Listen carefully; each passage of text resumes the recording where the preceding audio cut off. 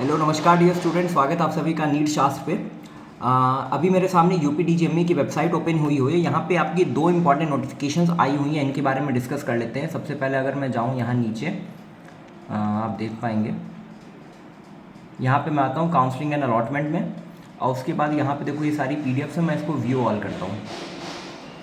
अब यहाँ पे ये दो यहाँ पे आपके सामने नोटिफिकेशन आ रही है, नोटिस फॉर पीडब्ल्यूडी कैंडिडेट्स। ये जो पीडब्ल्यूडी कैंडिडेट्स वाली जो सेकंड फाइल है, जो सेकंड नोटिस आप देख रहे हो, ये नोटिस सेम टू सेम आपकी ऑल इंडिया कोटा की जो आई हुई है एआईक्यू की एमसीसी की वेबसाइट पे, ये सेम पीडीएफ है। ये रही, ये सेम पीडीएफ है जिसके बारे में ऑलरेडी चैनल पर वीडियो है, तो यहाँ पे कोई चेंजेस नहीं है। इसके अलावा यहाँ पे आप देखोगे जो पहली नोटिफिकेशन है कि important notice instructions regarding online counselling of UP NEET UG 2023-24 uploaded on dated 7 तारीख। तो कल की नोटिस है, आप इसको देखो, ये रही नोटिस है, ठीक है।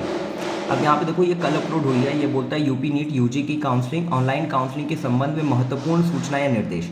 अब इस नोटिस को आप थोड़ा सा ध्यान से अगर देखोगे तो इसमें फर्स्ट पॉइंट लिखा हुआ है कि यूपी नीट यूजी 2023 कि ऑनलाइन कॉमन काउंसलिंग कराए जाने का प्रकरण भारत सरकार के विचाराधीन है। मतलब अभी भी कॉमन काउंसलिंग के लिए कोई एग्जैक्ट जो हम बोलते हैं डिसीजन है वो पूरी तरह से भी नहीं आया। हो सकता है कि यूपी में कॉमन काउंसलिंग हो जाए, हो सकता है कुछ स्टेट्स का कॉमन काउंसलिंग हो जाए ऑल इंडिया कोटा के थ्रू, और कुछ स्टेट्स में जहाँ पे रजिस्ट्रेशन स्टार्ट हो गया वहाँ पे काउंसलिंग हो सकता है कि स्टेट काउंसलिंग के थ्रू हो। तो जो भी हो, यहाँ पे फर्स्ट पॉइंट पहले जो लिखा हुआ है ये थोड़ा सा जो है ये हो सकता है ये नेक्स्ट सेशन के लिए लिखा हो, ठीक है।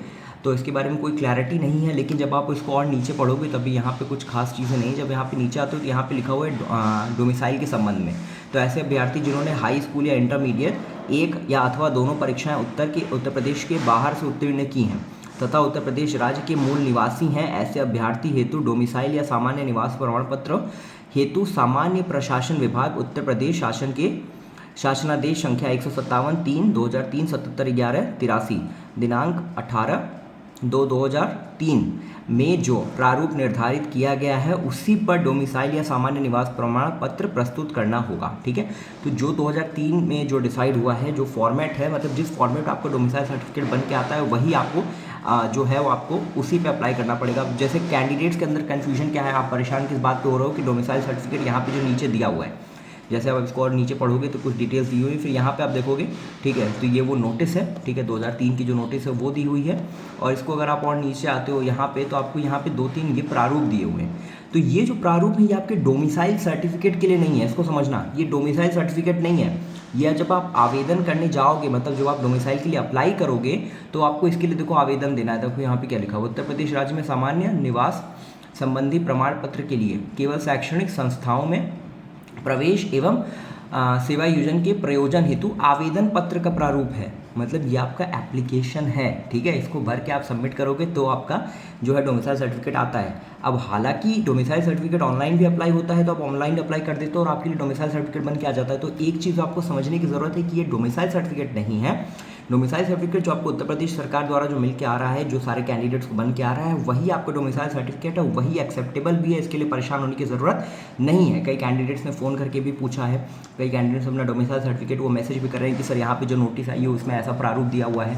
तो ये जो प्रारूप है ये आपको आवेदन करने के लिए है, ठीक है। जो आपका डोमिसाइल सर्टिफिकेट बन के आया है आपके उत्तर प्रदेश की गवर्नमेंट अथॉरिटी की तरफ से, वो पूरा का पूरा वैलिड डॉक्यूमेंट है। उसके लिए आपको किसी भी तरह से परेशान होने की आवश्यकता नहीं है, और वो एक्सेप्टेबल है। आपकी यूपी नीट काउंसलिंग के लिए वो डोमिसाइल सर्टिफिकेट एक्सेप्टेबल है। ऑल इंडिया काउंसलिंग के लिए आपको पता है जो आपका डोमिसाइल होता है वो इंग्लिश में होना चाहिए, ठीक है।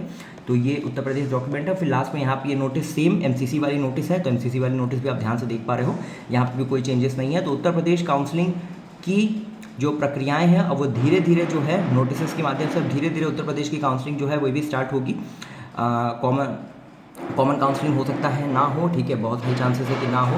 लेकिन एक जो यहाँ पे एक पॉइंट लिखा हुआ है वो एक पॉइंट थोड़ा सा सोचने वाला होता है, बट जो भी होगा आपको अपडेट किया जाएगा। साथ ही में एक चीज़ अगर और हम ध्यान दें तो उत्तर प्रदेश काउंसलिंग की ये जो दो नोटिसेस हैं, ये दोनों नोटिसेस जो हैं ऑल इंडिया काउंसलिंग के आने के नोटिस के आने के बाद आई है, पीडब्ल्यूडी नोटिस के आने के बाद आई है। पीडब्ल्यूडी की नोटिस ऑल इंडिया की आपकी 6 तारीख को आई हुई थी, तो उसी के बाद ही आपकी 7 तारीख को ये दोनों नोटिसेस आई हैं। तो इनको भी आप ध्यान दे दोगे, इसमें आप ज़्यादा परेशान होने की ज़रूरत नहीं है। आपके अपने डॉक्यूमेंट्स अपने सारे के सारे रेडी रखने हैं काउंसलिंग से पहले, और चॉइस फिलिंग को ध्यान से करना है। बाकी कोई भी ज़रूरत पड़ती है, आपको प्रॉब्लम होती है काउंसलिंग के लिए, तो आप काउंसलिंग प्रोसेस से जुड़ सकते हो, नीट शास्त्र के साथ जुड़ सकते हो।